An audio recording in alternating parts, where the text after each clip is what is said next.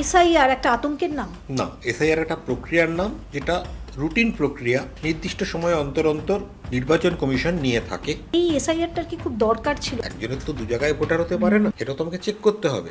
ফলে আমার এসআইআর দরকার। যে ব্যক্তি 2002-এর পরে এবং 2021-এর আগে এসছে, আমরা সবাই জানি এখানে পয়সা দিলে সব কাগজ করা যায়। সে আধার করেছে, ভোটার কার্ড করেছে, রেশন কার্ড করেছে, তাদের মধ্যে একটা আতঙ্ক সৃষ্টি করা হচ্ছে, তোমাদেরকে তাড়িয়ে দেওয়া হবে। তাদের আতঙ্কিত করা হচ্ছে, ভুলো সিএতে আবেদন করো না। কিন্তু সে যদি অবৈধ উপায়ে ভারতে প্রবেশ করে, তাদেরকে অনুপ্রবেশকারী বলে গণ্য করা হবে। এবং সেই অনুপ্রবেশকারীর নাম যদি ভারতের ভোটার তালিকায়, পশ্চিমবঙ্গের ভোটার তালিকায় পাওয়া যায়, তাহলে সেটা সংশোধন করার একটা দায়িত্ব, কর্তব্য তো নির্বাচন কমিশনের রয়েই যায়। এছাড়া তো এর আগেও হয়েছে। হঠাৎ এত জ্বালা কেন? তাহলে কি কোথাও তোমার কোনো ব্যথা হচ্ছে, যে ব্যথাটা তুমি বলতে পারছো না বা বলতে চাইছো না, কিন্তু তুমি অনুভব করছো?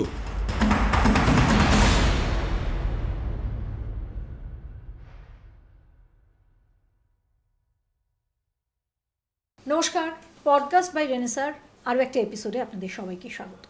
আমরা আজকে এখানে একটা এপিসোড করতে চলেছি, যে এপিসোডটা এই মুহূর্তে দাঁড়িয়ে ভীষণ রকম প্রাসঙ্গিক।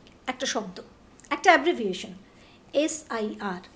এটা আমাদের জীবনে যেন একটা, আমি বলবো না যে আমাদের সবার, কিন্তু কিছু কিছু মানুষের জীবনে যেন তোলপাড় শুরু করে দিয়েছে। এই এসআইআরটা কি, এটা আমরা এখনও পর্যন্ত মোটামুটি জেনে গেছি যে আমাদের একটা ফর্ম নিতে হবে, সেই ফর্মটা আমাদের বিএলও দেবে এবং তারপর আমাদের ওটা ফিল আপ করে দিতে হবে। কিন্তু এটার ফলে কি হবে? যাদের ভোটার তালিকায় নাম নেই, তাদের কি, যে দেশ থেকে তারা এসেছে, অবৈধভাবে প্রবেশ করেছে, তাদের চলে যেতে হবে? নাকি কোনো পার্টিকুলার কোনো গ্রুপকে টার্গেট করা হচ্ছে বলে যে প্রচারটা চলছে, এমন যে অভিযোগ, সেটা কি কতটা ভ্যালিড নাকি পুরোটাই ইনভ্যালিড? এগুলো নিয়ে না নানান রকমের প্রশ্ন, ধোঁয়াশা, গুঞ্জন, ফিসফাস চলছে তো চলছে। ভিডিওস তো ইউটিউব ভরে গেছে। কিন্তু আমার মনে হয় একেবারে জেনুইন পার্সনের কাছ থেকে জেনুইন জিনিসটা জানা উচিত। যারা এই প্রক্রিয়াটার মধ্যে রয়েছে, মানুষের পাশে রয়েছে, মানুষের জন্য লড়াই করছে, তাদের থেকে এই বিষয়টা জেনে নেওয়া। কোনো রাজনীতির ব্যাপার নয়, ফ্যাক্টগুলো মানুষের সামনে আনাটা খুব জরুরি। কিন্তু এইরকম একটা এপিসোড করার জন্য আমাদের মতন যারা কন্টেন্ট ক্রিয়েটার, যারা কাজ করছি, তাদের খানিকটা সাহসও দরকার হয়, কারণ রাজ্যটার নাম পশ্চিমবঙ্গ। যাই হোক, আমরা খুব সাহস করেই এই এপিসোডটা করছি, কারণ আমার 20 বছরের সাংবাদিকতার যে একটা পাঠ রয়েছে এবং নির্ভেজাল, একেবারে দায়িত্বশীল, কোনো দলাদলির মধ্যে না থাকা যে সাংবাদিকতার স্কুলিং, সেই স্কুলিংটা আমাকে কখনো কখনো নক করে, যে মাইথোলজি বাই রেনেসার থেকে আমি কখনো কখনো পডকাস্ট বাই রেনেসায় এসে আমার যে জাগরণটা রয়েছে, সেই নবজাগরণ খানিকটা ঘটাই। সেই জন্যই আজকের এই এপিসোডটা করা, যাতে আপনাদের ভালো হয়, আপনারা জানেন। তো কমেন্ট, শেয়ার, লাইক করবেন, যা জানতে চান সেটা জানাবেন, কারণ যে মানুষটিকে আজকে এনেছি, যাকে ইন্ট্রোডিউস করব, তার কাছ থেকে যদি আপনারা কোনো সুবিধা, কোনো কিছু বুঝতে পারছেন না, সেটাও আমার মনে হয় আপনারা পাবেন। তাই এটাকে দলাদলির বাইরে রেখে একেবারে ইম্পার্শিয়াল একটা আলোচনা হিসেবেই ট্রিট করবেন আশা রাখবো। চলুন আজকের আলোচনাটা করি, শুরু করে দিই। আমার সঙ্গে এই আলোচনা করার জন্য যিনি রয়েছেন আজকে, আত্মদ্বীপের সভাপতি, যার একটা মানে কি বলবো, মানুষের জন্য কাজ করার একটা লম্বা রেকর্ড রয়েছে, প্রসূন মৈত্র। প্রসূনবাবু, স্বাগত। অনেকটা দূর থেকে আপনি এসছেন। আমি প্রথমেই জানতে চাইবো, এসআইআর একটা আতঙ্কের নাম? না, এসআইআর একটা প্রক্রিয়ার নাম, যেটা রুটিন প্রক্রিয়া, নির্দিষ্ট সময় অন্তর অন্তর নির্বাচন কমিশন নিয়ে থাকে। এবং সেটার উদ্দেশ্য হচ্ছে ভোটার লিস্টে, নির্বাচন তালিকায় কোনো রকম ভেজাল আছে কিনা। ভেজাল তো ক্রমে ক্রমে জমাই হয়। মানে আমরা কবিতা পড়েছিলাম না, যে নদী হারায় স্রোত চলিতে না পারে, সহস্র শৈবাল দাম বাঁধে আসি তারে। তো স্রোত যদি হারিয়ে যায়, তখন তার মধ্যে জঞ্জাল জমা হয়। তো সেই জন্য একটা রিভিশনের প্রক্রিয়া, যেখানে স্রোতের মাধ্যমে, গতি বাড়ানোর মাধ্যমে ভেজালকে সরিয়ে স্বচ্ছ ভোটার তালিকা তৈরির প্রয়াস করা হয়। কোনো আতঙ্ক না, কোনো রকম বিপক্ষেও যাওয়ার প্রশ্ন নেই। এটা তাহলে মানুষ এত আতঙ্কিত হচ্ছে কেন? মানুষ আতঙ্কিত হচ্ছে না, একটু আমাদের রিডিংয়ে ভুল হচ্ছে। মানুষকে আতঙ্কিত করা হচ্ছে, এবং করানোর পেছনেও একটা রাজনৈতিক উদ্দেশ্য রয়েছে। কারণ দেখুন, ভয়ের থেকে ভালো বিপণন বিষয় বোধহয় খুব কম জিনিসই আছে। আমরা ভূতের বই পড়ি, ভূতের সিনেমা দেখে বাথরুমে যেতে ভয় পাই, কিন্তু ফিরে এসে আবার সেই বইটারই পাতা উল্টে পড়ি। আমরা ভয়টাকে এনজয়ও করি, ভয়কে ভয়ও পাই। আর ভয় যদি দেখাতে পারি, লোককে যদি আমরা আতঙ্কিত করতে পারি, আমরা অনেক কিছু করে নিতে পারবো, যেটা আমরা ভালোবেসে বা তাকে উপদেশ দিয়ে করাতে পারবো না।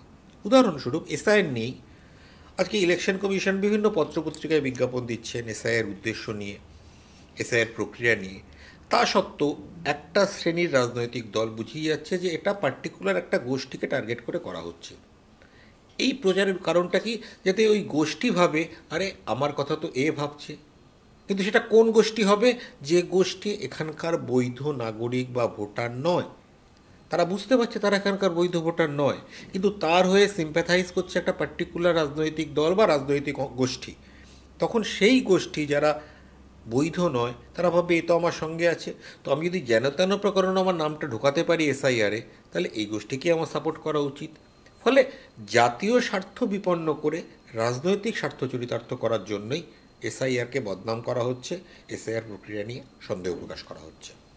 আমি যদি একটু সোজা করে আপনার কাছে বুঝতে চাই, কারণ আমি দেখলাম বিভিন্ন জায়গায় যারা বাড়ি বাড়ি কাজ করে, যারা খুব প্রান্তিক মানুষ, তারা খুব সমস্যায় পড়েছেন, যারা হয়তো 2002-এর পরে এদেশে এসেছেন, আসতে বাধ্য হয়েছেন বিভিন্ন রকম কারণের জন্য। তাদের জন্য যদি এই প্রশ্নটা করি যে এসআইআর নিয়ে যে এই মুহূর্তে যে জায়গাটা তৈরি হয়েছে, এই এসআইআরটার কি খুব দরকার ছিল? কেন, মানে এসআইআরটা কেন হলো?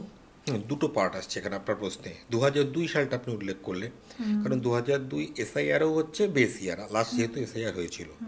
তাহলে 2002-এ যাদের নাম রয়েছে আমরা জানি, তাদের নাম নিয়ে কোনো সন্দেহের অবকাশ নেই, কারণ লাস্ট এসআইআরে তারা ক্লিয়ার সার্টিফিকেট পেয়ে গেছে। এবার 2002-এর পরে যে নামগুলো যুক্ত হলো, কী কী কারণে যুক্ত হতে পারে? কারো জন্ম হয়েছে, কেউ নতুন বয়সের মানে বয়সটা 18 পার করেছে বলে ভোটাধিকার পেয়েছে, কেউ হয়তো অন্য জায়গা থেকে এসছে, কেউ হয়তো অন্য দেশ থেকে এসছে। তাহলে যদি 2002-এর পরে তার জন্ম হয়, তাহলে 25-এ স্বাভাবিকভাবে তার 23 বছর বয়স হচ্ছে, তাহলে তার অলরেডি নাম ভোটার তালিকায় উঠে গেছে 18 বছর বয়স করে 2020 সালে। তাহলে তার ডকুমেন্টসের অথেন্টিসিটি মানে যেটা যথার্থতা কতটা একটা ভেরিফাই করে দেখা দরকার। কারোর জন্ম হয়েছে এরকম, নতুন ভোটার হয়েছে হয়তো 5 বছর 7 বছর তখন বয়স ছিল, একদিনে ভোটার হয়েছে, তারও চেক করা দরকার। কেউ অন্য রাজ্য থেকে এসছে, ধরুন আগে ইউপিতে ছিল, আগে মহারাষ্ট্রে ছিল, সেখানে এসছে। এবার সে যে এসছে তার নামটা যে ওখানে আর নেই, কারণ একজনের তো দু জায়গায় ভোটার হতে পারে না, নামটা কাটিয়ে এসছে কিনা এটা তো আমাকে চেক করতে হবে। ফলে আমার এসআইআর দরকার। এবং লাস্ট অপশন যেটা খুব গুরুত্বপূর্ণ, আপনি যেটা বলছিলেন যে প্রান্তিক মানুষদের জন্যে, বিশেষ করে শরণার্থী উদ্বাস্তুদের জন্য, হিন্দু উদ্বাস্তুদের জন্যে, সেটা হচ্ছে যারা পড়শি দেশ থেকে অত্যাচারিত হয়ে এসেছেন 2002-এর পরে। এরকম সংখ্যা কয়েক লক্ষ রয়েছে পশ্চিমবঙ্গে যারা 2002-এর পরে এসছেন, এবং তাদের কথা মাথায় রেখেই ভারত সরকার 2019 সালে সিএএ বলে একটা আইন পাশ করেছেন, সিটিজেনশিপ অ্যামেন্ডমেন্ট অ্যাক্ট, নাগরিকত্ব সংশোধনী আইন। যে আইনটা এনফোর্স বা বলবৎ হয়েছে 7ই জানুয়ারি 2020 থেকে। যদিও আইনটার বিধি চালু হয়েছে 2024-এ, কিন্তু আইনটা বলবৎ হচ্ছে 7ই জানুয়ারি 2020 থেকে। সেই আইনে কি বলছে? সেই আইনে বলা হচ্ছে প্রতিবেশী দেশগুলি থেকে নাম করা আছে বাংলাদেশ, পাকিস্তান, আফগানিস্তান, সেই দেশের যারা ধর্মীয় সংখ্যালঘু 6টা গোষ্ঠী, হিন্দু, খ্রিস্টান, বৌদ্ধ, শিখ, জৈন, পারসিক, তারা যদি ধর্মীয় অত্যাচারের কারণে বা ধর্মীয় অত্যাচারের ভয়ে এদেশে আশ্রয় নেন, তাহলে এই দেশ তাদের ফেরাবে না, তাদেরকে আশ্রয় দেবে, তাদেরকে ইল্লিগাল ইমিগ্রেন্ট বা অবৈধ শরণার্থী বলবে না, তাদেরকে যোগ্য সম্মান দিয়ে রাখবে। এটা সিএতে 2019-এ বলা হলো। এবার প্রশ্ন হচ্ছে 2002-এর পরে কেউ আসলেন এবং সিএর একটা কাট অফ রাখা হয়েছে, সেটা হচ্ছে 2014 সালের 31শে ডিসেম্বর, মানে 15-র আগে যদি তিনি আসেন। তার সঙ্গে আরেকটাও অপশান আছে, আপনি যদি যেটা আগে ছিল 11 বছর একাধিক্রমে বাস করতে হবে, সেটা সিএতে 7 বছর করা হয়েছে। ফলে 2014 থেকে 7 বছর মানে 2021-এর যিনি এসছেন তিনিও কিন্তু সিএ আইন মেনেই নাগরিকত্ব পাওয়ার জন্য আবেদন করতে পারেন। এবার যে ব্যক্তি 2002-এর পরে এবং 2021-এর আগে এসছেন, এবার এসে হয়তো আমরা সবাই জানি এটা মানে ওপেন ট্রুথ যে এখানে পয়সা দিলে সব কাগজ করা যায়।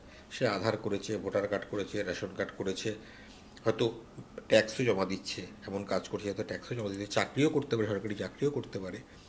তো এটা সম্ভব হয়েছে, এরকম অনেক লোক আছে। তাদের মধ্যে একটা আতঙ্ক সৃষ্টি করা হচ্ছে তোমাদেরকে তাড়িয়ে দেওয়া হবে। ভয় পাচ্ছে তারা ভয় পাচ্ছে, তাদের ভয় দেখানো হচ্ছে। এবার প্রশ্ন হচ্ছে, সিএতে কিন্তু পরিষ্কার বলা আছে যে তারিখে আপনি সিএতে নাগরিকত্বের আবেদন করবেন সেই তারিখে আপনার যা যা রাইটস অ্যান্ড প্রিভিলেজ, অধিকার ও সুবিধা ছিল সে সবকটাই সংরক্ষিত থাকবে। মানে আমি যদি 2020-তে একটা চাকরি করতাম বা 2015-তে একটা স্কুল মাস্টারের চাকরি করতাম বা রেশন পেতাম বা যা যা আমার সুবিধা ছিল, ভোট দিতাম, ভোটার কার্ডে আমার নাম তুলেছিলাম, আধার কার্ড ছিল, সিএ আবেদন কোনোটাকেই বাতিল করবে না, এটা সিএ বলে দিচ্ছে। তা সত্ত্বেও তাদের আতঙ্কিত করা হচ্ছে, ভুলেও সিএতে আবেদন করো না, তাহলে কিন্তু তোমার নাম চলে যাবে। এই একটা আতঙ্ক ছড়ানোর চেষ্টা হচ্ছে, সেই এলোমেলো করে দেওয়া লুটে পুটে খাই যে কথাটা আছে সেইটা করা হচ্ছে। কিন্তু আদৌ কি এই গ্যাটিস দিয়ে যে ভুল বোঝানো হচ্ছে সেটা এই গ্যাটিসটা যাতে না থাকে সেই জন্যই আমরা একটা হাইকোর্টে মামলা করেছিলাম। যে কারণ আমরা দেখতে পাচ্ছি যে নাগরিকত্ব সংশোধনী আইনের যে প্রক্রিয়াটা সেটা দীর্ঘদিন ধরে চলছে, নাগরিকত্ব পেতে সময় লাগছে, মানে প্রায় 50,000-এর ওপর আবেদন জমা হয়ে গেছে, কিন্তু প্রক্রিয়ার হার বেশ কম। যদিও একটা ডেডলাইন সুনির্দিষ্ট করা আছে আইনে, তো সেটা ফলো করা হচ্ছে না যে কোনো কারণেই হোক। মানে পরিকাঠামোগত অসুবিধার কারণে বহু নাগরিক সিএ সুবিধার থেকে বঞ্চিত হচ্ছেন। তাই আমরা মানে আত্মদ্বীপ থেকে মহামান্য কলকাতা হাইকোর্টে একটা মামলা করেছিলাম, যেখানে আমরা দাবি করেছিলাম যে প্রথমত সিএকে একটা টাইম বাউন্ড করা হোক। মানে আমি প্রথম আবেদন করব, সেটা 1 মাসে শুনানি হলো, উদাহরণ বলছি, তারপরে যে কমিটির কাছে যাবে সেটা যেন 1.5 মাসের মধ্যে হয়, এবং চূড়ান্ত সিদ্ধান্ত যেন 2 মাসের মধ্যে হয়। সেটা 2 মাসের জায়গায় 3 মাস বা 6 মাস যেটাই হোক না কেন, সেটা পরিস্থিতি বিবেচনা করে সরকার সিদ্ধান্ত নেই, কিন্তু টাইম বাউন্ড হোক, নির্দিষ্ট সময়সীমা মেনে। এবং তার সঙ্গে আর একটা প্রার্থনা ছিল আমাদের, যে যারা, যেহেতু অনেক দিন সময় লাগছে আমাদের পেতে, সার্টিফিকেট পেতে, এবং প্রসেসিংয়ে চলে যাচ্ছে, ফলে সিএ অ্যাপ্লিকেশনটাকে, অ্যাকনোলেজমেন্টটাকে এসআইয়ের একটা নথি হিসেবে গণ্য করা হোক। এটা কিন্তু বিরল দৃষ্টান্ত নয়, 2 দিন আগে আমরা বিহারে দেখেছি, তখন আধারকে গণ্য করা হয়নি। ও বিহার হাইকোর্ট এবং পরে সুপ্রিম কোর্ট যেটাকে জাস্টিফাই করেন, তার নির্দেশে আধারকেও ডকুমেন্ট হিসেবে চিহ্নিত করা হয়। তো আমাদের কাছেই দৃষ্টান্ত রয়েছে যে হাইকোর্ট চাইলে ইনস্ট্রাকশন দিতে পারে। তো আমরা সেই প্রেরণা রেখেছিলাম যাতে নাগরিক, যারা প্রান্তিক শ্রেণীর শরণার্থীরা রয়েছেন, তারা যাতে অযথা আতঙ্কে না ভোগেন, এই বোধে চলে গেল। কিন্তু কোনো কারণে হয় আমরা বোঝাতে ব্যর্থ হয়েছি বা হাইকোর্ট বুঝতে ব্যর্থ হয়েছেন। তিনি হাইকোর্টের বক্তব্য হচ্ছে তারা যে নাগরিকত্ব থেকে এই ইল্লিগাল নাগরিক নন, এটার প্রমাণ কোথায়? আমরা প্রমাণ হিসেবে দেখিয়েছি যে গেজেটে বেরিয়েছে এটা, যে 2024 সালের 31 ডিসেম্বর অবধি এই 6টা জাতি, হিন্দু, শিখ, বৌদ্ধ, খ্রিস্টান, জৈন, পারসিক, তারা যদি বাংলাদেশ থেকে আসে, তাদেরকে ভারত সরকার বলেছে তারা যদি ভ্যালিড ডকুমেন্ট নিয়ে আসে বা যদি ভ্যালিড ডকুমেন্ট ছাড়া আসে, এমনকি তারা যদি ভ্যালিড ডকুমেন্ট নিয়ে এসে সেই ডকুমেন্টের ভ্যালিডিটি শেষ হয়ে যায়, কোনো ক্ষেত্রেই সরকার তাদেরকে ইল্লিগাল ইমিগ্রেন্ট বলে ট্রিট করবে না, অবৈধ শরণার্থী বলে ট্রিট করবে না। তাহলে এর থেকে বড় এক্সেমশন আর কী হতে পারে, প্রমাণ কী হতে পারে, ছাড় কী হতে পারে? কিন্তু কোনো কারণে মহামান্য হাইকোর্ট এটা গ্রাহ্য করেননি। তাদের বক্তব্য ছিল যেহেতু এক একজন ব্যক্তি এক এক জায়গা থেকে এক এক ডেটে আসছেন, কেউ ঢাকা থেকে, কেউ খুলনা থেকে, হয়তো কেউ পায়ে হেঁটে আসেন, কেউ গরুর গাড়িতে আসেন, ফলে তাদের নাকি আলাদা আলাদা অ্যাপিল করতে হবে যখন তারা ক্ষতিগ্রস্ত হবে তখন। কিন্তু আলাদা আলাদা অ্যাপিল করার কারণ তো হচ্ছে যদি আলাদা ব্যক্তির ইন্টারেস্ট যদি আলাদা হয়।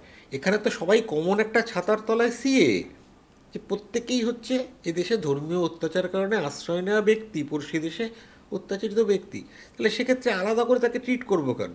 যাই হোক, এই বিষয়ে যেহেতু বিষয়টা সাবজুডিস, আমি এটা নিয়ে এর বেশি যাব না। আমরা এটা নিয়ে সুপ্রিম কোর্টে মামলা করতে চলেছি, সম্ভবত আগামী সপ্তাহে আমরা মামলা ফাইল করব। তো আমার বক্তব্য যেটা এখান থেকে শুরু করছিলাম, এই যারা 2002-এর পরে এসছেন এবং সিএতে আবেদন করার যোগ্য, এই 6টা কমিউনিটি, এর মধ্যে কিন্তু মুসলমান নেই। কেন নেই? কারণ প্রতিবেশী দেশে তারা সংখ্যালঘু নয়। ভারত যখন 1947-এ ভাগ হয়েছিল তখন তো দ্বিজাতি তত্ত্ব মেনে মুসলমানরা বলেছিল হিন্দুদের সঙ্গে নাপাক হিন্দুস্তানে তারা থাকতে পারবে না, তাই তারা তাদের জন্য পাক ভূমি বা পবিত্র ভূমি পাকিস্তান চেয়ে নিয়েছিল। একটা ছিল পাকিস্তান, একটা ছিল পূর্ব পাকিস্তান। কিন্তু তুমি যদি একটা অধিকার নিজের একবার নিয়ে নাও, সম্পত্তির ভাগ তুমি একবার নিয়ে নিলে, অন্যায়ভাবে নিলে, কিন্তু তবুও তুমি নিয়ে নিলে, হিন্দুরা সেটাও ত্যাগ স্বীকার করলো, এরপর তুমি তোমার এলাকায় হিন্দুদের ওপর অত্যাচার শুরু করলে, তারা এবার আশ্রয় কোথায় পাবে? ফলে হিন্দুরা এবং সঙ্গে আরও 5টা যে কমিউনিটি যারা প্রতিবেশী দেশ থেকে আসছে, তারা হচ্ছে শরণার্থী।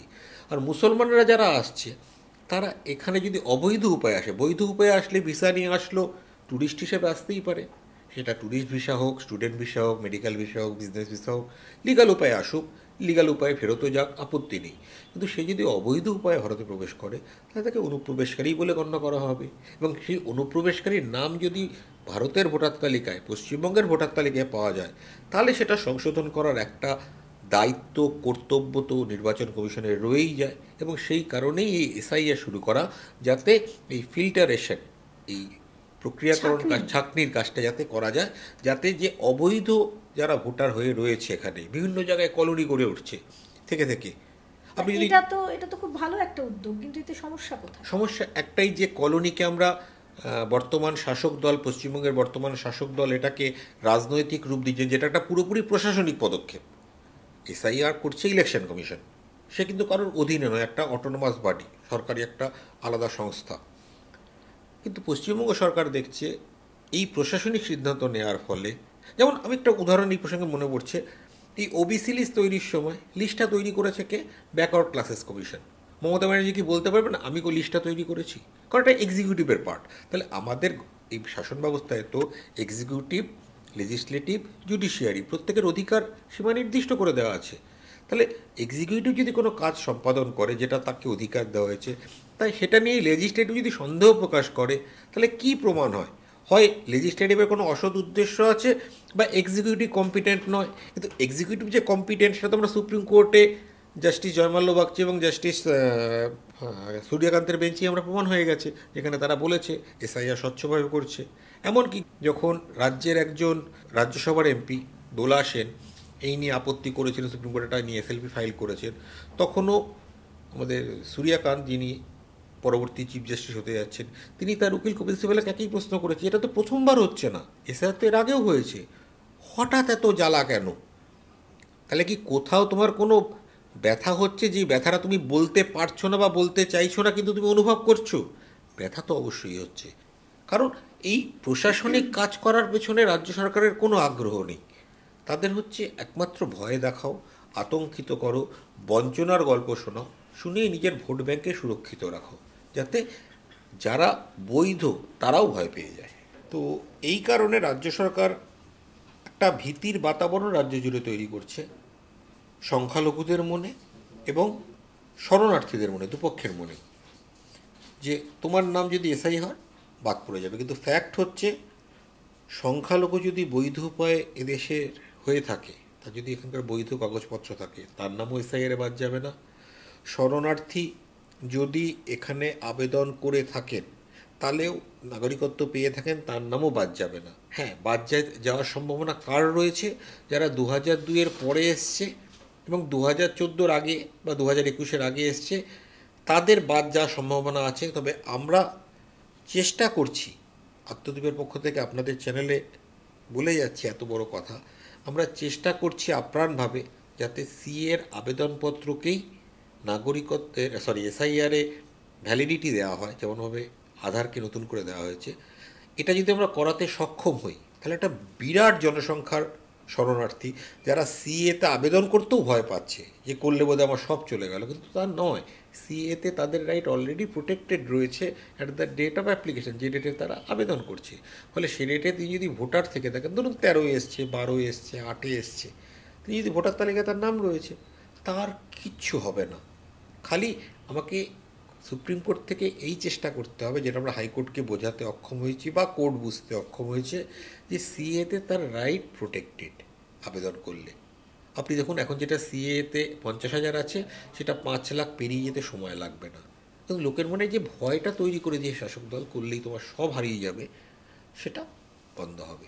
মানে এসআইআর কোনো রকম থ্রেট নয়, কারোর জন্যেই নয়, যদি সে না অবৈধ ভোটার হয়। হ্যাঁ, অবৈধ ভোটারের জন্য অবশ্যই থ্রেট। আমি খুব সোজাভাবে যদি একটু আপনাকে বলার চেষ্টা করি, যে আমি যদি এখন ধরুন আমি ইললিগাল উপায়ে কানাডা, বা আমার কাছে বৈধ কিছুই নেই, আমি কোনোভাবে চলে গেলাম কানাডা কিংবা ইউরোপের কোনো একটা দেশে, আমার সঙ্গে কি হতে পারে? দেখুন, আপনি যাবেন যখন, প্রথমত ওখানে ওদের দেশের আইন অনুযায়ী কি হতে পারে? প্রথমত হচ্ছে আপনার প্রবেশাধিকারটা খুব কঠিন।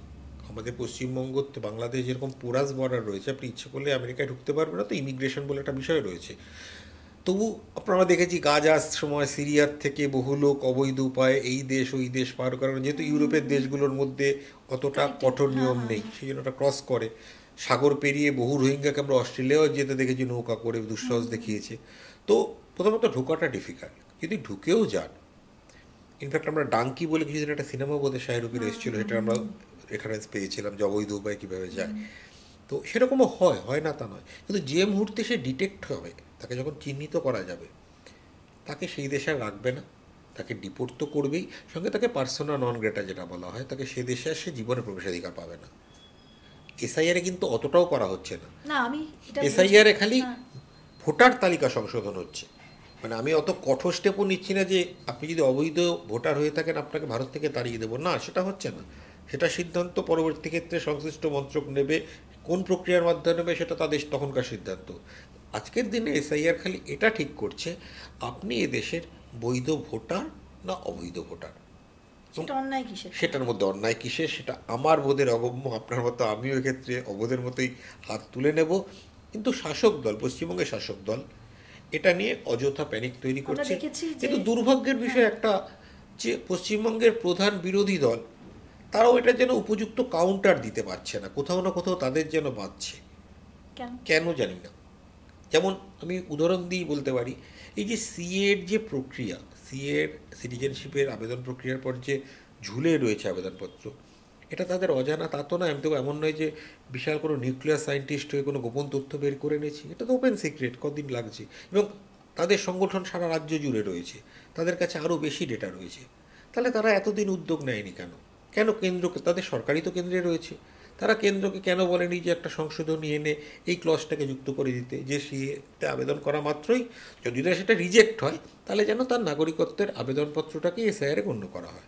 হ্যাঁ, যদি রিজেক্ট হয়, ভেরিফাই করার পর দেখা গেল সেটা ফেক, তার বাকি আবেদনপত্রের যে কন্ডিশনগুলো ফুলফিল হচ্ছে না, তখন সিম্পল একটা নোটিশ পাঠিয়ে দেওয়া ইলেকশন কমিশনে যে এই পার্সনকে ডিবার করা হচ্ছে।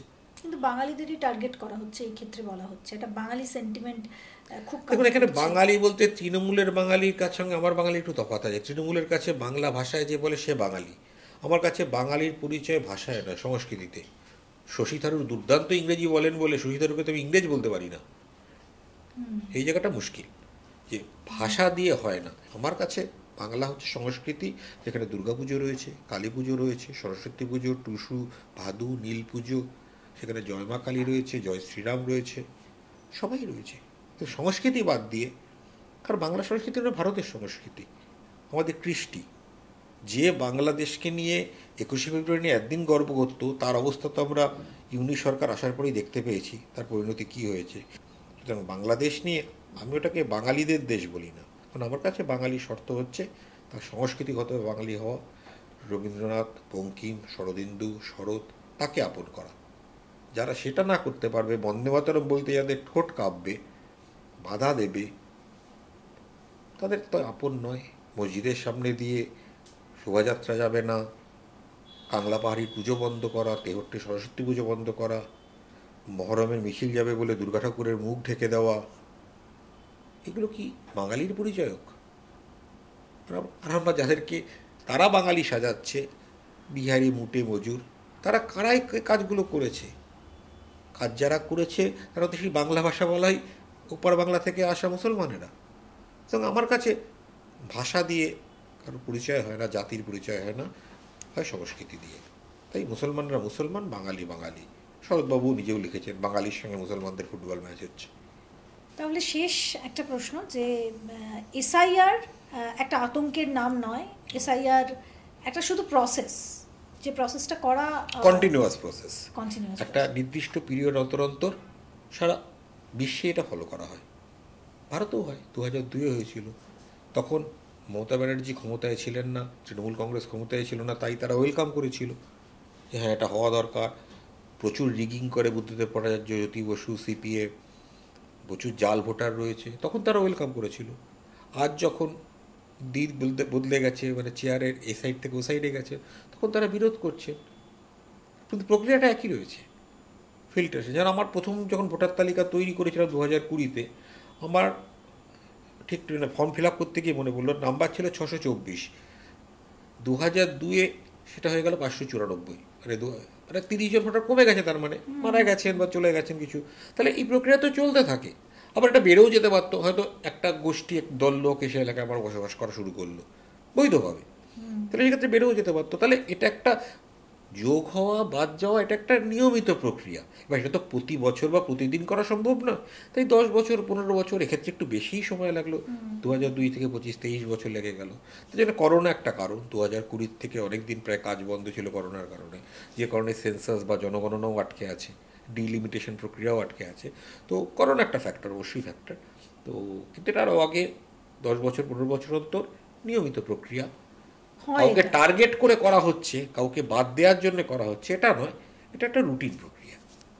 একদমই, আমার মনে হয় এটা জলের মতো আমাদের বোঝা গেল। যারা এই পডকাস্টটা দেখবেন তাদের যারা তারা বা তাদের বন্ধুদের মধ্যে যদি এসআইআর নিয়ে কোনো আতঙ্ক থাকে, তাহলে আমার মনে হয় এটা আপনাদের অনেকটা বেশি একটা বল দিতে, মানে বুকে বল আনতে সাহায্য করবে।